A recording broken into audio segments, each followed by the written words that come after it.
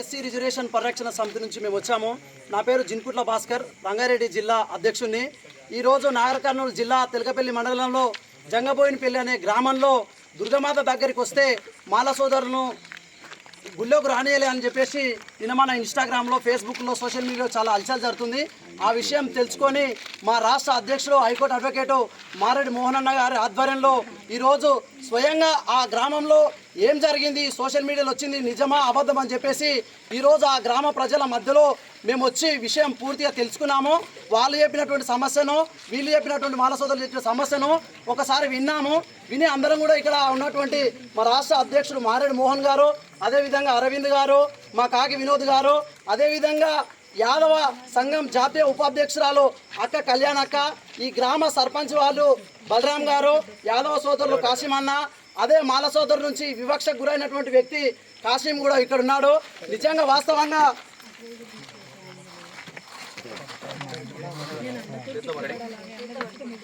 పరిస్థితి జరుగుతుంది కాబట్టి నిజంగా వాస్తవంగా ఇక్కడ ఏం జరిగిందని తెలుసుకున్నాము. వాళ్ళందరూ కూడా యాదవ సోదరులు మమ్మల్ని క్షమించండి, ఈ తప్పు జరిగింది, మళ్ళీ ఎప్పుడూ జరగని అని వాళ్ళు చెప్తున్నారు. కాబట్టి దయచేసి సోదరుల దళిత సోదరులను మనం దూరం పెడితే మనకే పెద్ద సమస్య. ఎందుకంటే సమాజంలో ఈ అంటరాంతనము, ఈ అస్పృశ్యత, ఈ అక్షత, అసమానతలు తొలగాలని భారత రాజ్యాంగంలో డాక్టర్ బాబాసాహెబ్ అంబేద్కర్ 14వ ఆర్టికల్ తర్వాత సమానత్వం పెట్టిండు. అందరికీ భావప్రకటన స్వేచ్ఛ ఉండాలని 19వ ఆర్టికల్ పెట్టిండు. కానీ ఆ రోజు అంబేద్కర్ మహాచర్ ఉద్యమం చేసిండు. ఒకటే మాట చెప్పిండు, ఆ రోజు చట్టాల ద్వారా సమాజంలో మార్పు రాదు.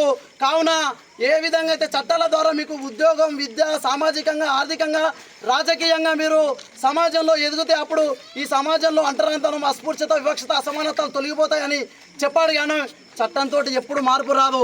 మిత్రులారా, మనందరం కూడా అన్నదమ్ముల్లాగా కలిసి ఉంటూనే సోదర భావం సమీకరించు, బోధించు, పోరాడం అని అంబేద్కర్ అందరి కూడా విద్యలో రిజర్వేషన్లు ఎందుకంటే ఈ దళిత సమాజం విద్యాపరంగా ఎదిగినప్పుడు అపారమైనటువంటి జ్ఞానం వస్తుంది.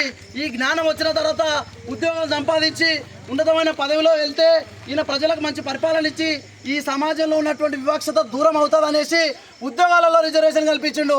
అరే విద్యా ఉద్యోగమే కాదురా బాబు, ఈ దేశాన్ని బహుజనులు మీరు రాజ్యాధికారం రావాలి, మీరు రాజకీయంగా ఎదగాలని చెప్పేసి పార్లమెంటు, లోకసభలో వార్డు నెంబర్ నుంచి లోకసభ వరకు రిజర్వేషన్ కల్పించిండు.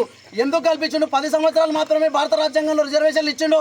ఈ 10 సంవత్సరాల్లో దళిత సమాజం మొత్తం కూడా ఆర్థికంగా, ఉద్యోగపరంగా, విద్యాపరంగా, సామాజికంగా అభివృద్ధి చెందుతుందని ఇంతమంది సోదరులు, ఇన్ని కులాలు ఉన్నాయి.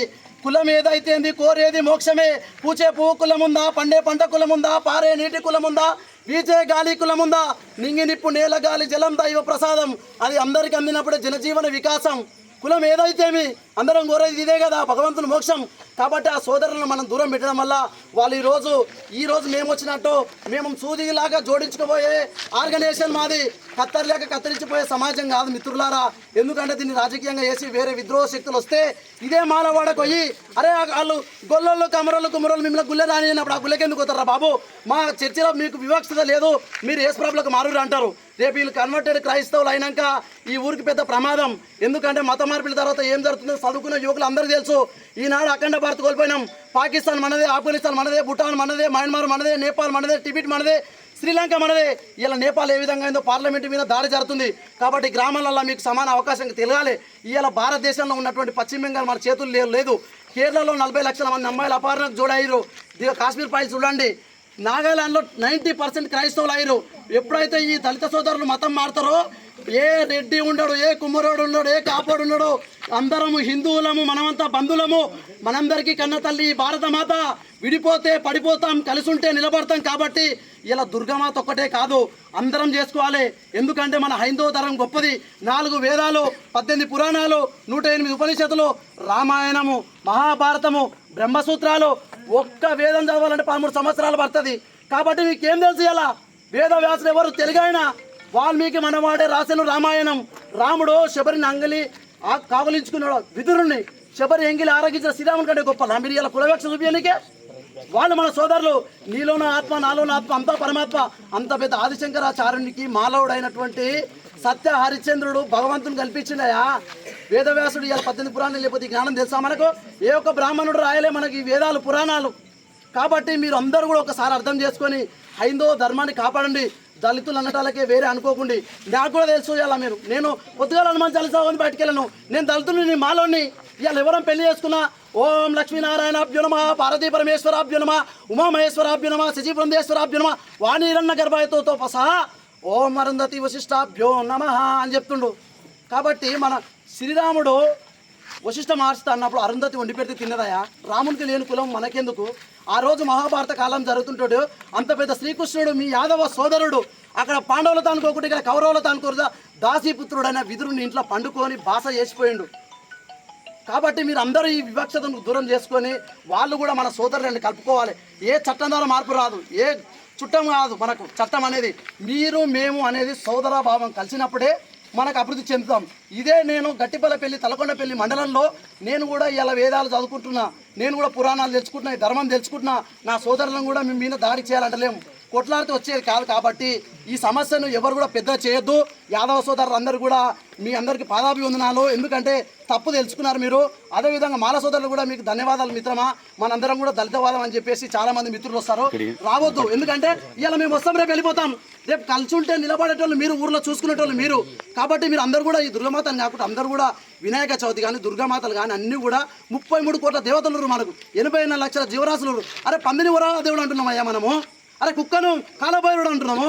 అరే ఒక మనిషిని మనిషిగా చూడకపోతే ఏంది సమాజం ఎక్కడ పోతుంది? దేశం మొత్తం నాశనమయ్యే పరిస్థితులు ఉంది. 190 దేశాలుంటే ఒక్క భారతదేశం మాత్రమే హిందూ దేశం. ఆల్రెడీ ఇలా 7 రాష్ట్రాలు మొత్తం మతం మారిపోయారు. ఇలా పక్కన ఉన్న ఆంధ్రప్రదేశ్ మొత్తం క్రైస్తవం మారిపోతుంది. ఈ సోదరులే క్రైస్తవులు అయితే ఊరికి చాలా పెద్ద ప్రమాదం.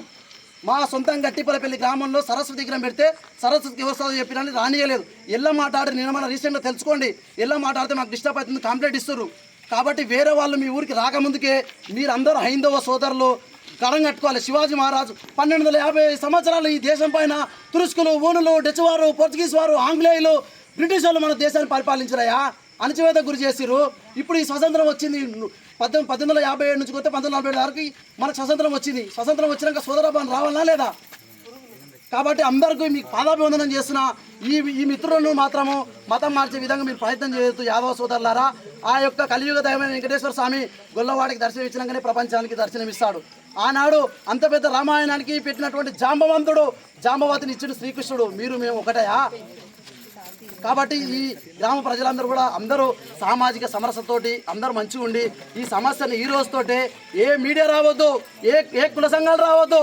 వాళ్ళు వీళ్ళు మీరు కలిసి కూర్చునేటోళ్ళు, కలిసి భోజనం చేసేటోళ్ళు. ఎందుకంటే మాలోడు బొంద తీస్తేనే మీకు అక్కడ జరుగుతుంది, మాది కూడా డప్పు కొడితేనే అక్కడ పోతుంది. అన్ని కులాలు ఇలా ఒడ్డరోళ్ళు పోటీ కడితేనే కడుతుంది. ఎవరు కమర పని చేస్తే కుమరోళ్ళు పని, అన్ని కులాలు ఉన్నాయి కానీ ఏనాడు వివక్షత లేదు నాయన. ఈ బ్రిటిష్ వచ్చినాక, ఈ మహమ్మదీలు వచ్చినాక మనకి వివక్ష పెట్టిరు. చరిత్ర చదువుకున్న మిత్రులారా, మీరు చాలా న్యూస్ ఛానల్ ఉన్నాయి, మీరు చూసుకొని చరిత్ర తెలుసుకోండి. మహాభారతం పంచమవేద సార మహాభారతం. కర్ణుడు దళితుడు అంటారు. అరే నాయన కుంతీదేవి పుత్రుడు దళితుడు, పాండవులలో ఆయన ఒకడు. కాబట్టి నవగ్రహాల పూజ ఏంది? మనం 33 కోట్ల దేవతలు, 80 లక్షల జీవరాశులు. అరే చీమను కూడా మొక్కుతున్నాం. ఈ సోదరుని మనం దగ్గర రానియకపోతే ఏమవుతుంది? వాళ్ళు రేపు పొద్దుగాల వేరే వస్తారు, వచ్చి నాయన మిమ్మల్ని గుళ్ళకి రాణిస్తలేరు కదా, మీరు మా మతంలో ఏరుని మా వాళ్ళ సమానత్వం ఉంటుంది. రేపు పొద్దుగాల ఇది పెద్ద ప్రమాదం. కాబట్టి ఈ యొక్క జగపల్లి గ్రామ సోదరులారా, మీరు అందరూ ఒకసారి ఆలోచించండి. ఈ దేశం కోసం, ధర్మం కోసం మనం కట్టుబడి ఉండాలి. దళితులు అన్నట్లకే దేశద్రోహులు కాదు. ఆ రోజు మీరు ఎందుకు దూరం పెట్టారు అంటే మీ అందరికీ తెలుసు, కరోనా ఉన్నప్పుడు దూరం పెడితే ఎంత బాధ గురయ్యారు ఆ వివక్షత. కాబట్టి వీళ్ళు ఎన్ని సంవత్సరాల నుంచి సాంఘిక దురాచారాలకు